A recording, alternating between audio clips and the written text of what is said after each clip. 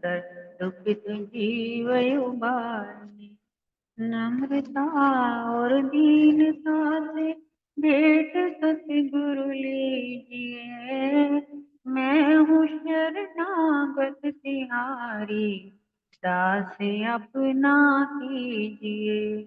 मैं हूँ शरणागत तिहारी, चरणों में रख लीजिए।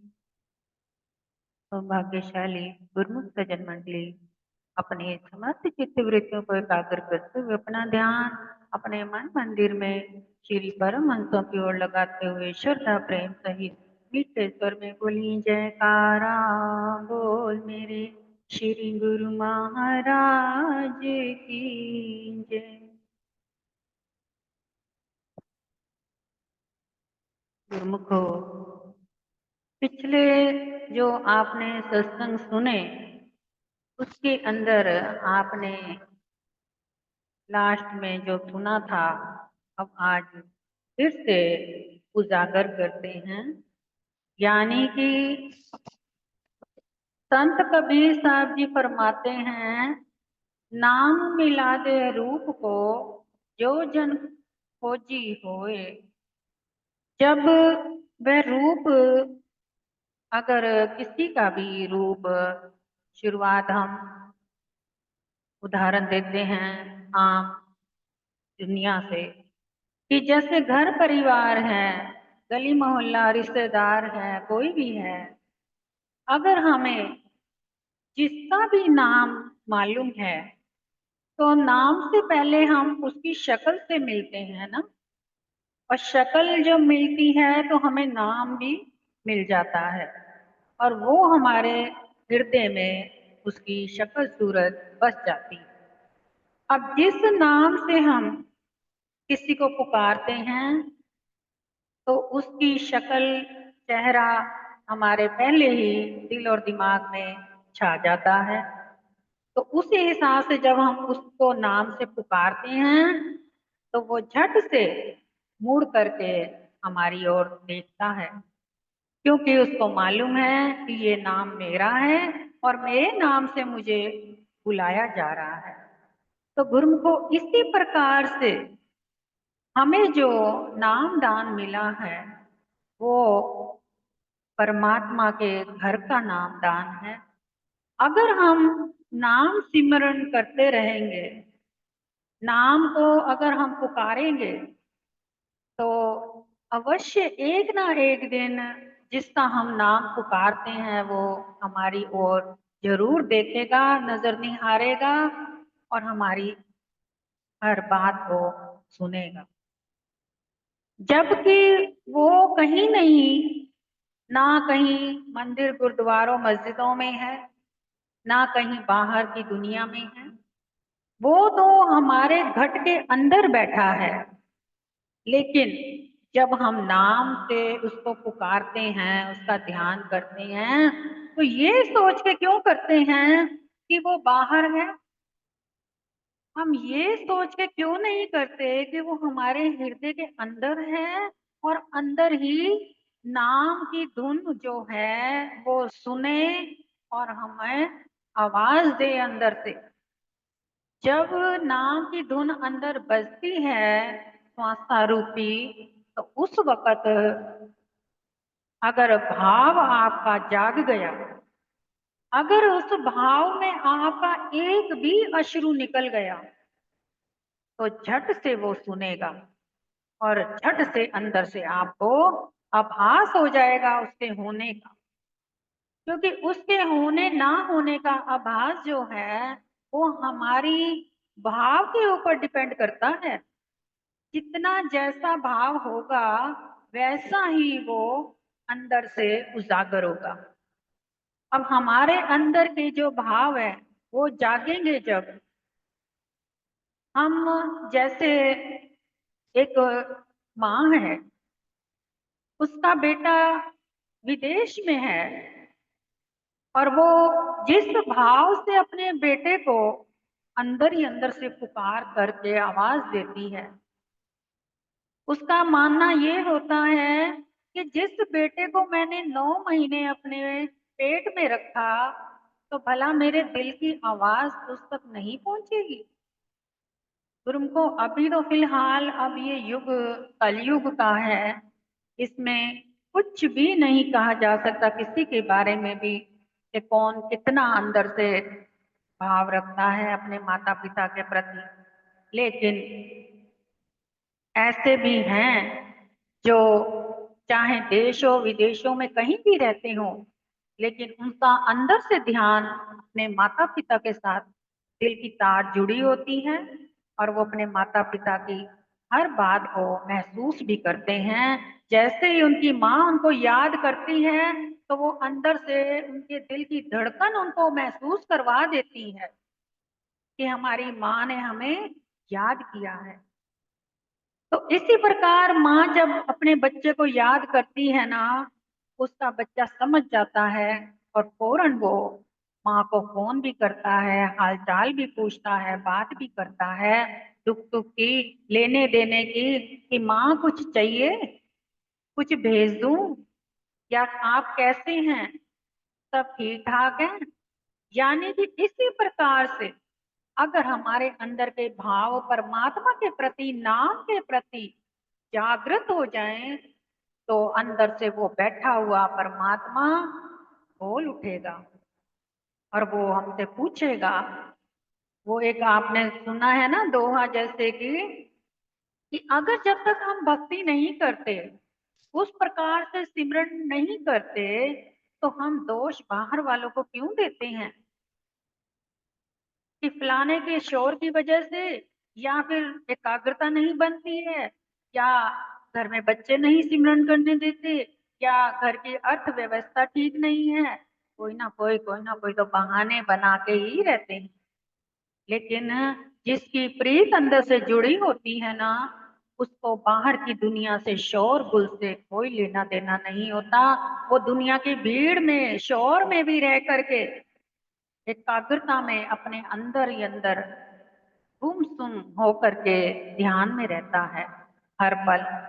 तो इस प्रकार से अगर अंदर का ध्यान जागृत जब हो जाता है, तो फिर क्या होता है कि फिर अंदर से खुदा नजर आने लगता है, महसूस होने लगता है। और जब हमारी भक्ति प्रबल होती है, तो फिर खुदा भी हमसे कहता है कि बता तेरी रजा क्या है। यानी कि जिसकी जितनी भक्ति ज्यादा होगी, तभी तो खुदा पूछेगा। तो जो भक्ति करी नहीं, तो वो खुदा कैसे पूछ लेगा, कैसे वो बता देगा, या हमें वो सुन लेगा। नाम ध्यान जो है गुरुमुखो, अगर हमने अपने अंदर जागृत करना है, तो उसके लिए कई वर्षों की जरूरत नहीं है, और ना कई घंटों में बैठने की जरूरत है, और ना ही कोई एकाग्रता की जरूरत है। हमें जरूरत किस चीज की है कि एक अंदर से जैसे एक बिजली की तार लगती है ना, आपने घर में जैसे ही प्लग लगाते हैं पंखे का, किसी भी चीज का स्विच अगर आप लगाकर ऑन करते हैं, तो उसमें से फौरन करंट आ जाता है और पंखा चल पड़ता है। प्रेस लगाते हैं, प्रेस उसी वक्त गर्म हो जाती है, इसी तरह उसमें करंट आ जाता है। तो ऐसे ही हमारे अंदर का नाम जो है, एक सेकंड में अगर आप उस भाव से डायरेक्ट जोड़ दें, भाव में भीग करके परमात्मा से जोड़ दें, तो उसी वक्त उसका करंट जो है हमारे अंदर आना आरंभ हो जाएगा। गुरुमुखो, जैसे एक सिमरन कहते हैं कि सिमरन ना किया तो क्या होता है, ये भी सुन ले। सिमरन ना करने से एक तो पशु योनि होती है, दूसरा भूत प्रेत की योनि मिलती है, और चार प्रकार के लोग होते हैं जो एक प्रेत की योनि में रहते हैं, एक पशु की योनि में रहते हैं, और एक देवता की योनि में रहते हैं, और एक आम जो जीव होते हैं उनकी योनि में रहते हैं। अब जो प्रेत की योनि में होते हैं उनका जो अगर बाई चांस उनका देहांत होता है तो उनकी आत्मा कहाँ जाती है? उनकी आत्मा को मुक्ति नहीं मिलती। वो कहाँ जाते हैं? जैसे कि शराब खाने में, जुए खाने में, वेश्यालय में, ऐसे लोग वहां भटकते हैं। आपने सुना भी होगा इस बात को कि ऐसे स्थानों पर अधिकतर लड़ाई झगड़े मार पीट ये सब हंगामा होता ही रहता है और गलत से गलत काम होते हैं। क्यों? क्योंकि वहां इंसान नहीं होते, वहां भूत प्रेत की योनि के लोग होते हैं जो आपस में लोगों को भिड़वा करके एक दूसरे को मारते हैं। इसी प्रकार से जो देवता रूपी लोग होते हैं उनका अगला जन्म जो होता है गुरुमुखो, अगर जब तक से उनका अगला जन्म नहीं हुआ तो वो मरने के बाद कहाँ जाते हैं फिर? वो मरने के बाद मंदिर, गुरुद्वारे, मस्जिद ऐसे तीर्थ स्थानों पर उनका वास होता है। जैसे कि उदाहरण के तौर पे एक बार की बात है कि एक संत जी ने बताया कि एक जगह पर उनका 8 दिन का लगातार सत्संग चलना था, तो वो सत्संग पे जाया करते थे। तो लगातार वहीं पर ही वो रह भी रहे थे और वहां पर उनको कुछ बात ऐसी मालूम हुई कि सुनकर वो दंग रह गए कि वो क्या बात हुई कि वहां पर जो लंगर हाल था जहाँ पर सारी संगत लंगर किया करती थी, वहां पर एक 15 वर्षों से एक ढोल बजता था अपने आप ही। जैसे ही लंगर का समय होता था तो ढोल बहुत तेज तेज बजना शुरू आरंभ होता था और ऐसे ही करते करते वो रोज ये सारे वहां पर जितने भी संगत थी सब इकट्ठी होती थी ये नजारा देखने के लिए, क्योंकि ये नजारा बहुत अजीब लगता था देखने में कि ढोल पड़ा है लेकिन वहां कोई भी नहीं है, फिर वो बज कैसे रहा है इतनी जोर जोर से वो भी। और सारी संगत हैरान। तो इतने में वो जो संत थे उन्होंने ये सब कौतुक देखा, तो उन्होंने कहा कि हो ना हो ये कोई महान सेवादार है जिसने अपने जीवन के रहते हुए सेवा बहुत करी है, भक्ति भी करी है, लेकिन कहीं ना कहीं इसकी सेवा जो है वो अधूरी रह गई है। तो जिस कारण इसको अभी सूक्ष्म रूप में आकर के ये ढोल बजा के अपनी सेवा कर रहा है। और दूसरा, ऐसे सेवक का जन्म जो है वो वहां पर होता है जहाँ पवित्र कोख वाली माँ हो। और जहाँ पर पवित्र कोख वाली माँ होती है, जब तक से वो ना मिल जाए ऐसे जीव का रूह आत्मा का जन्म तब तक नहीं होता। तब तक के लिए वो ऐसे गुरुद्वारों तीर्थ स्थानों पे मंदिरों में रहते हैं। तो क्या हुआ कि जैसे उनके 8 दिन का वहां पे सत्संग प्रोग्राम था, जब 8वां दिन आया वो फिर से वहां पर गए देखने, तो देखा वहां पर ढोल नहीं बज रहा था। तो वो समझ गए। अब सब हैरान कि ये ढोल अब पिछले 15 सालों से लगातार बज रहा था और अब क्यों नहीं बज रहा। तो उन्होंने, जो संत थे वो बहुत पहुंचे हुए संत थे, जानी जान थे, दिव्य दृष्टि वाले थे, उन्होंने सब देखा। उन्होंने फरमाया कि इस जीव का जन्म हो चुका है, उसको पवित्र कोख वाली माँ मिल गई है, इसलिए अब वो इस योनि से मुक्त होकर के नए जन्म में पहुंच गया है। इसी प्रकार से गुरुमुखों नाम सिमरन भक्ति सेवा करने के ये जो लाभ हैं ये व्यर्थ नहीं जाते, ये हमारे साथ ही जन्मों जन्मों तक जाते हैं और हर जन्म में बढ़ते बढ़ते एक दिन पूर्ण होकर के हमें परमात्मा में मिला देते हैं। इसलिए बार बार ये जन्म होते हैं कि जब तक से हमारे हर जन्म में भक्ति थोड़ी थोड़ी करते करते पूरी ना हो जाए तब तक हमें जन्म मिलते ही रहते हैं।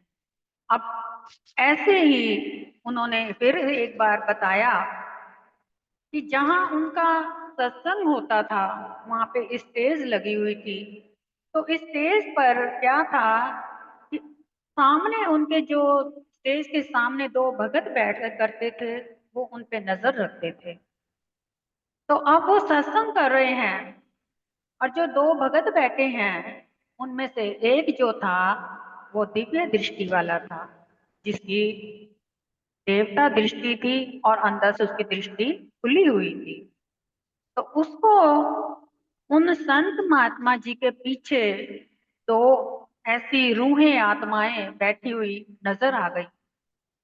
तो उन्होंने जो साथ में दूसरा साथी बैठा था उसको बोला कि ये आज संत जी के पीछे ये जो दो लंबे लंबे दाढ़े वाले रूह आत्मा बैठी हैं ये कौन है? और दूसरे को तो दिखाई नहीं दे रहा था। तो उसने कहा लगता है तेरी आंखें खराब है, वहां तो कोई नहीं बैठा, वो तो सिर्फ हमारे संत महाराज बैठे हैं। तो कहने लगा नहीं, मुझे रोज दिखाई देते हैं, आज मैंने इसलिए पूछ ही लिया कि ये कौन है।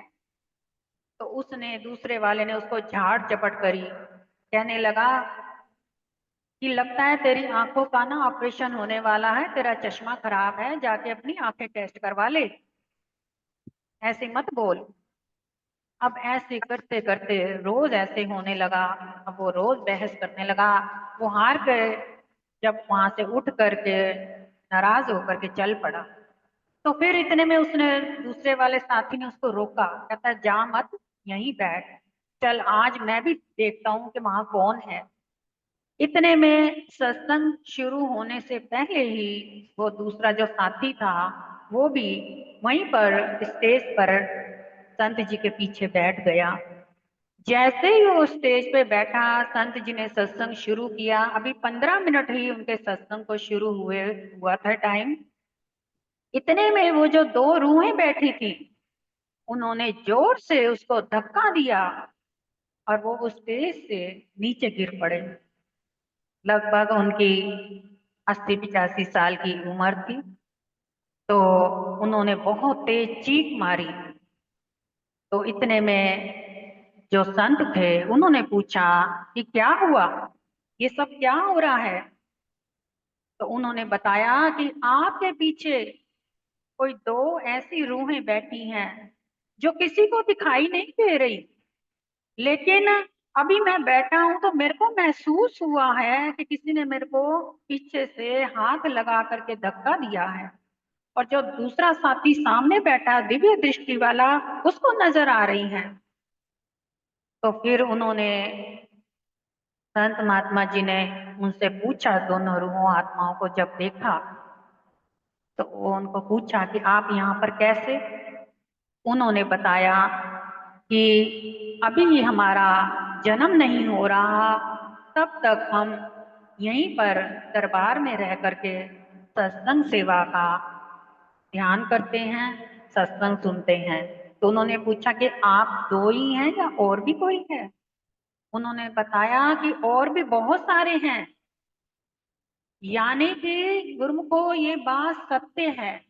हमने भी अपनी आंखों से खुद श्री आनंदपुर दरबार अपने ऐसी ऐसी रूहों को साक्षात देखा है जो शरीर छोड़ गई हैं और उनका अभी अगला जन्म नहीं हुआ, लेकिन वो श्री अनंतपुर दरबार में आरती पर सेवा पर कहीं ना कहीं नजर आती ही रहती हैं।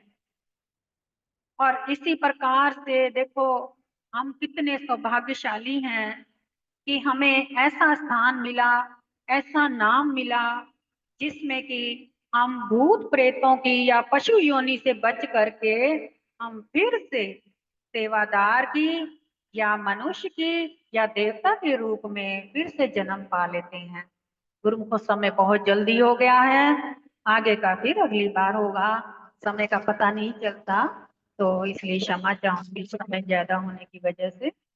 बोल जयकारा, बोल मेरे श्री गुरु महाराज की।